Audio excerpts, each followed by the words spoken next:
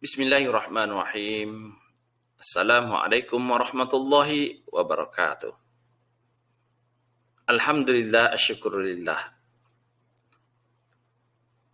Wassalatu wassalamu ala asyrafil anbiya'i wal mursalin wa ala alihi wa sahbihi ajma'in.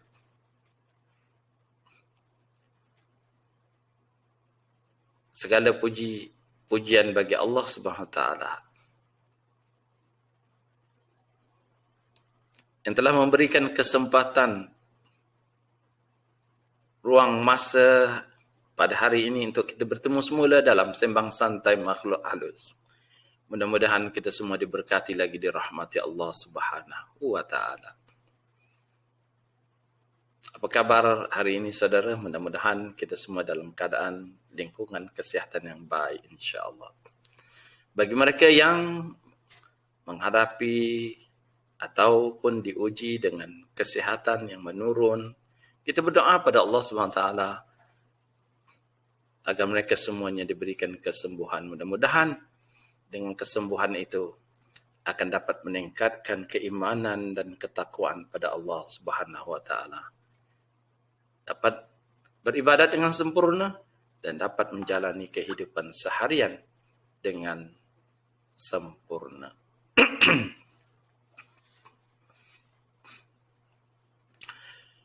Saudara-saudari sekalian, kita menyambung siri kita ini pada hari ini dengan kisah bagaimana iblis dihalau atau diusir dari syurga. Pada ayat pertama, pada ayat yang ke-12, di dalam surah A'raf yang kita baca pada siri sebelumnya, A'udzu billahi minasyaitonir rajim. Qala ma mana'aka alla tasjuda idh amartuk. Qala ana khairum minhu khalaqatani min nar wa khalaqatahu min tin. Allah berfirman, apakah yang menghalangimu untuk bersujud? Ya, ini kepada Nabi Adam. Di waktu aku menyuruhmu. Menjawab iblis, aku lebih baik daripadanya. Engkau ciptakan aku dari api, sedang dia engkau ciptakan dari tanah. Kita telah mengupas sedikit berkaitan dengan ayat 12 itu pada minggu lalu. Dan insya-Allah pada hari ini kita bicara pada ayat yang ke-13. A'udzubillahi minasyaitonir rajim. Qala fahbita minha فَمَا يَكُونُ لَكَ أَن تَتَكَبَّرَ فِيهَا فَاخْرُجْ إِنَّكَ مِنَ الصَّاغِرِينَ. Allah berfirman, turunlah kamu dari syurga itu, karena kamu tidak sepatutnya menyombongkan diri di dalamnya. Maka keluarlah, sesungguhnya kamu termasuk orang-orang yang hina. Allah Ta'ala berfirman, turunlah kamu dari syurga itu, karena kamu tidak sepatutnya menyombongkan diri di dalamnya, maka keluarlah. Saudara, ini berarti sifat sombong itu tidak boleh wujud di dalam diri kita. Karena dengan adanya sifat sombong itu tidak melayakkan kita untuk tinggal di dalam syurga Allah Subhanahu wa taala. Dengan adanya sifat sombong, maka akan menghalang, menyekat, menjadikan kita tidak layak untuk tinggal di dalam syurga Allah Subhanahu wa taala. Allahu Akbar. Diceritakan barang siapa yang dapat minum seteguk dari sungai di dalam syurga Allah Subhanahu wa taala, maka orang itu tidak akan pernah kehausan selama-lamanya. Masya Allah. Luar biasa sekali nikmat di dalam syurga. Itu baru satu yang diceritakan. Ada banyak lagi. tentang nikmat-nikmat syurga Allah Subhanahu Wa Taala. Mau kita masuk dalam syurga? Ya mau. Pasti. Kalau disuruh angkat tangan, semua akan mengangkat tangan. Ingat, kalau kita ingin masuk ke dalam syurga Allah Subhanahu Wa Taala, jangan ada sifat sombong. Karena sifat sombong itu milik iblis. Milik iblis.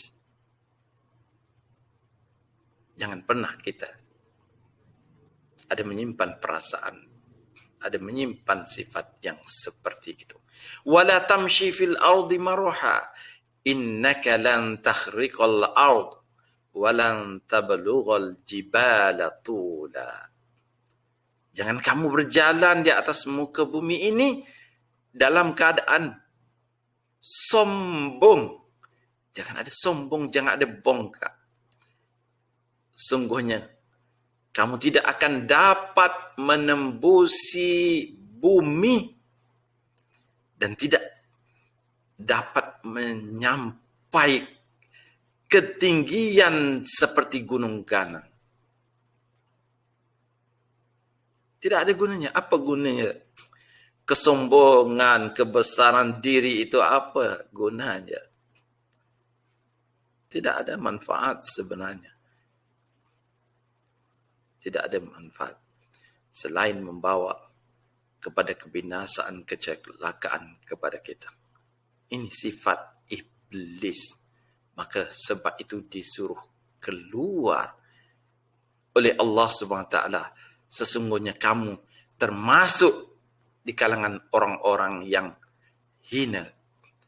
Asal iblis ini ialah dia setanding, setara, sebaris, selevel, ataupun kalau kita ada pentas, sepentas dengan malaikat.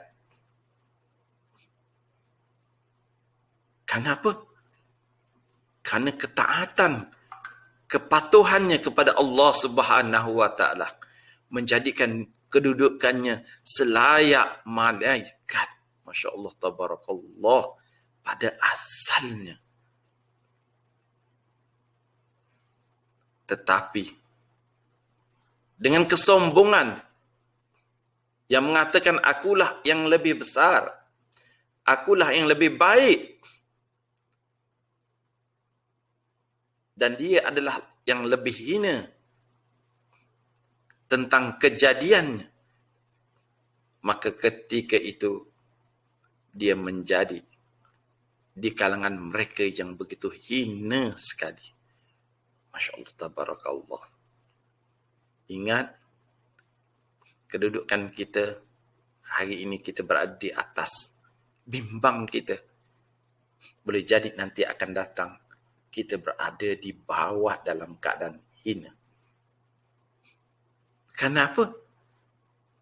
Karena kata-kata kita, dengan cara kita, dengan perilaku kita yang menampakkan, yang menzahirkan, yang menjelmakan sifat sombong, mengagungkan diri, merendahkan orang lain.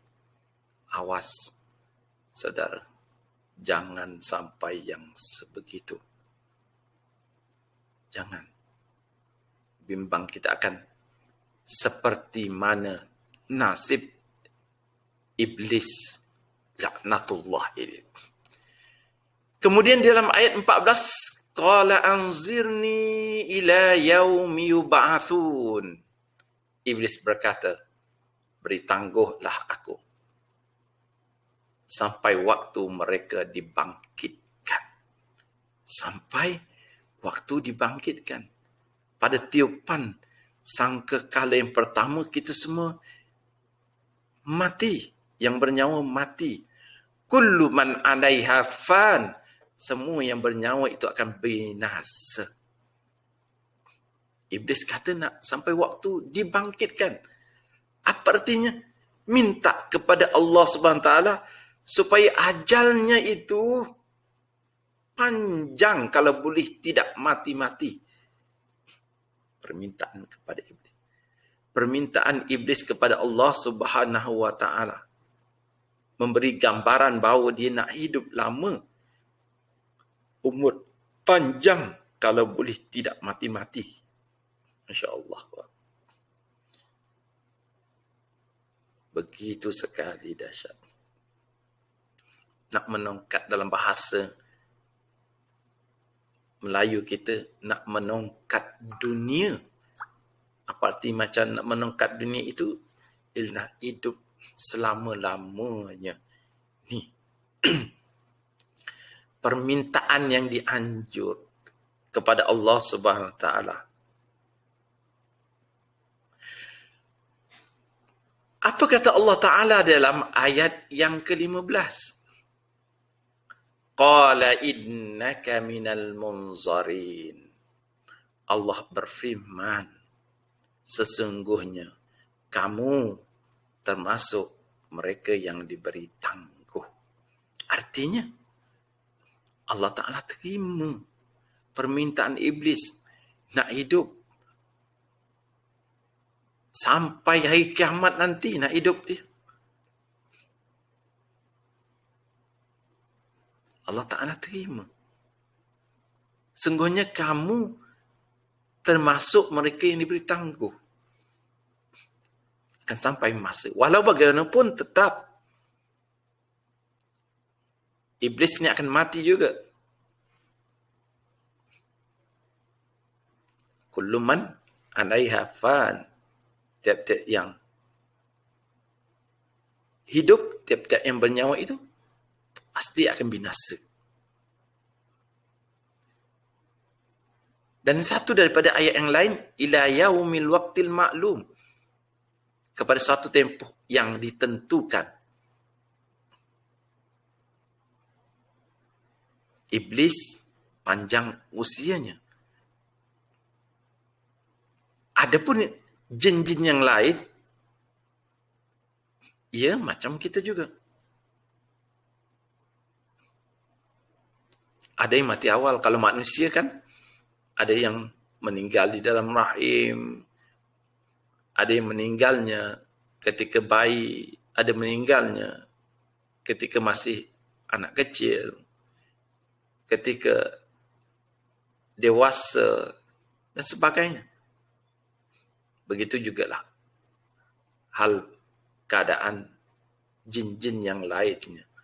Cumanya pada kebiasaannya panjang usianya. Panjang usianya. Ya, seperti mana yang telah saya ceritakan dahulu, di kebanyakan mereka yang tidak kesadaran ataupun istilahnya kita berbicara dengan jin, bila ditanya berapakah usia kamu,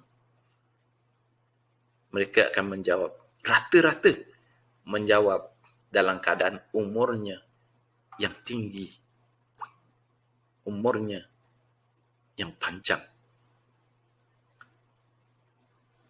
Begitu, saudara-saudari yang dikasihi sekalian.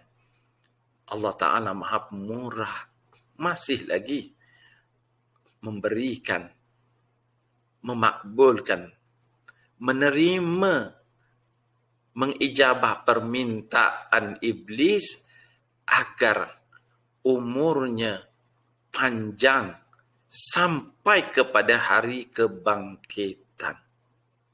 Masya Allah, tabarakallah. Pastinya ada agenda. Pastinya ada maksud yang tersirat daripada iblis itu, yang inginkan umurnya panjang. Ada benda yang tersembunyi. Apakah sebab iblis itu minta kepada Allah Subhanahu Wa Taala akan umur yang panjang? Insya-Allah kita akan bertemu pada siri yang akan datang untuk bercerita tentang tafsir surah Al-A'raf ayat yang ke-16 hingga ke-18 insya-Allah. Semoga bermanfaat. Yang baik itu datang daripada Allah SWT, dan salah dan silap sememangnya daripada kejahilan diri sendiri. Wabillahi taufiq wa hidayah. Wassalamualaikum warahmatullahi wabarakatuh.